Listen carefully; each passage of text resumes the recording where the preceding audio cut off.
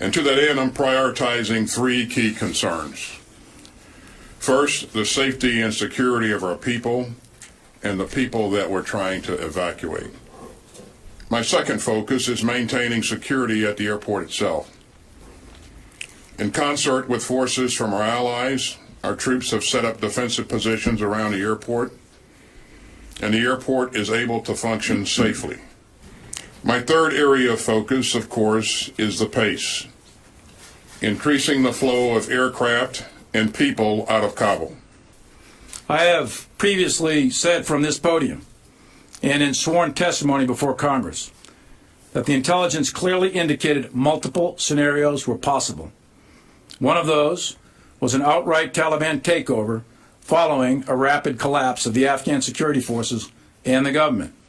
Another was a civil war, and a third was a negotiated settlement.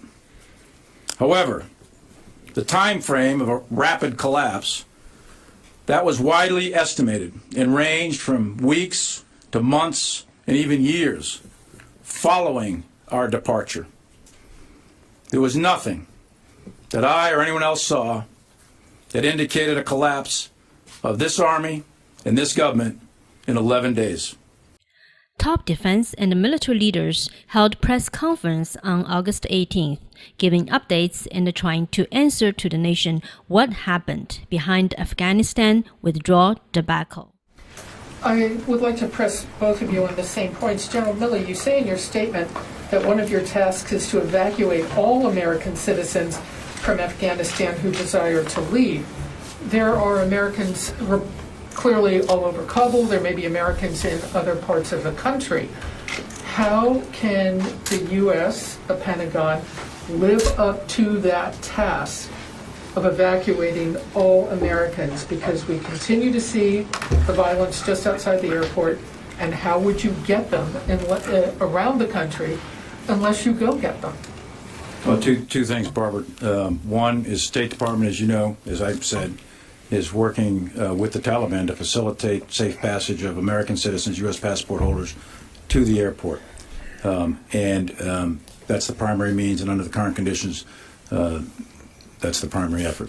We have capability to do other things if necessary. Well, can I ask you what that means? Because you also said there were international special forces there that have the capability to extract, and those words suggest very clearly in the military realm you would go get people. Well, that would be a policy decision, and if directed, we have capabilities that can execute whatever we're directed. Thank you.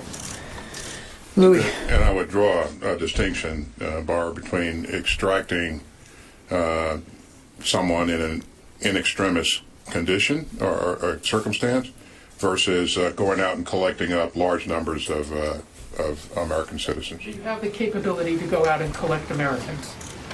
We don't have the capability to go out and collect up large numbers of people, Barr. About the Afghan security forces, did you feel that they were ever up to this fight, or did you not see this coming, that they were not up to the fight? Well, I stood behind this podium and it said that the Afghan security forces had the capacity, and by that I mean they had the training, the size, the capability to defend their country. This comes down to an issue of will and leadership. And no, I did not, nor did anyone else, see a collapse of an army that size in 11 days. This question is for both of you, and I'd like for both of you to answer. It seems like, I know we keep harping on the same thing, but it feels like the video is not matching the audio right now. It seems to me like barring a lobotomy by the Taliban, you have three pathways ahead of you. One, you can expand the perimeter and establish a corridor into Kabul to get our Afghan allies out. Two, you can extend the August 31st deadline of withdrawing. Or three, you can just leave the tens of thousands of Afghans who've helped us over the past 20 years behind. Which one is it going to be? Well, first of all, as I said, Helene, we're going to evacuate everybody that we can physically possibly evacuate, and we'll conduct this process for as long as we possibly can. We will continue to deconflict issues with the Taliban, and we will stay focused on securing the airfield. we cannot afford to either not defend that airfield or not have an airfield that's secure where we have hundreds or thousands of civilians that can access the airfield at will and put our forces at risk. But that doesn't answer the question. I mean, you're still saying you're focused on the airfield. These people can't get into the airfield. Well, we're going to do everything we can to continue to try to deconflict and create passageways for them to get to the airfield. I don't have the capability to go out and extend operations currently into Kabul. And where do you take that? I mean, how far can you extend into Kabul? You know, and how long does it take to flow those forces in to be able to do that? So it sounds like you're saying this depends on diplomacy with the Taliban. That's it. That's our only option, is getting them to agree to do this. Well, let me add something here, Helene. We got a couple of entry control points set up, a north one, an east one, and a third one at Abbey Gate. They're currently manned with consular officers, Marines. This is all part of the perimeter. Messages have gone out by various means of communication from the State Department to American citizens and others, and they're being told to go to those gates. Right now, we're processing at about, I think the last report was about 120, 130 an hour, something like that, at the north, and about 340, 350 an hour, something like that, at the south gate. So right now, there's a steady flow of people. Now, as that goes on, I think those numbers will continue to grow, and as those messages go out, and I would tell you that for the American citizens, passport holders, the Taliban and the State Department are working on I got it, but they're working on a facilitation measure. So those numbers are likely to grow. For the others, the State Department is still working through exactly getting the procedures for the evacuees to get to the airfield. We'll go to John. Defense Secretary Austin, how many U.S. taxpayer-funded military aircraft have been flown out of the country, and what are you doing to get those back? We've heard of Afghan pilots taking those planes to third countries. And General Milley, you talk about the intelligence reports, and you said there wasn't anything suggesting 11 days that Kabul would fall. But you do mention there were some reports suggesting it could fall apart in weeks. If so, why did you abandon the Bagram airfield? Why did U.S. military pull out, given the uncertainty? Yeah. Go ahead. Jen, in terms of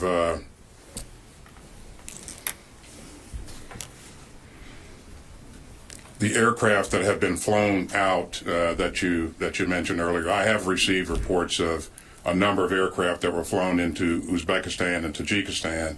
Exactly how many, I don't have firm numbers on. In terms of what we're doing about them currently, right now, Jen, we're focused on the airfield and getting people out safely. And so we're going to take that issue up at a later date.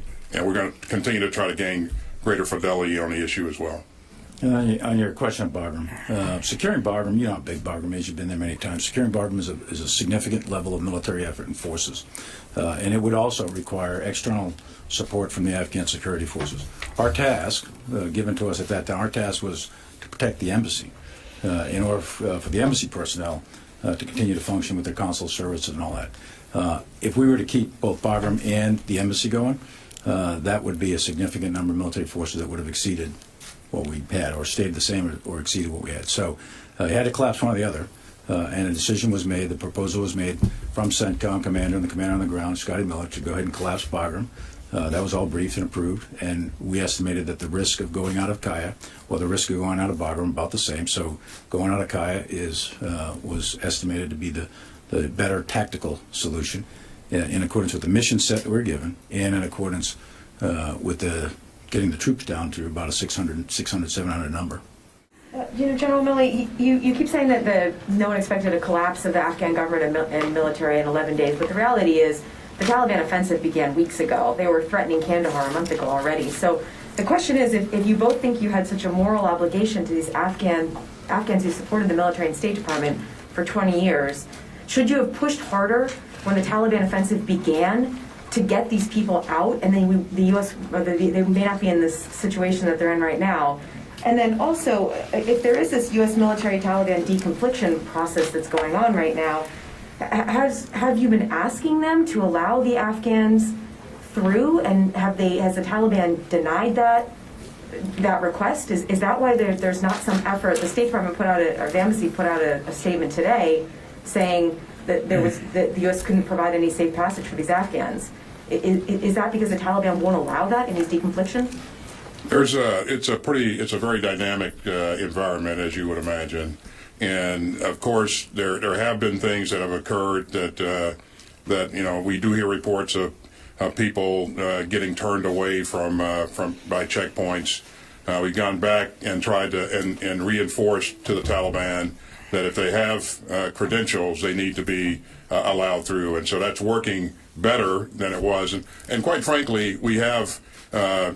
The major issue right now is processing the people who are there as fast as we possibly can. It's not a dearth of people, getting there. It's just being able to move the folks that are there through so that we can get them on aircraft. But there have been some unfortunate incidents that I've learned about. And we continue to work to try to deconflict and make sure that there is safe passage for the people that are trying to get to the airport. Have you asked the Taliban, or has the military asked the Taliban to allow these Afghans through and they've declined?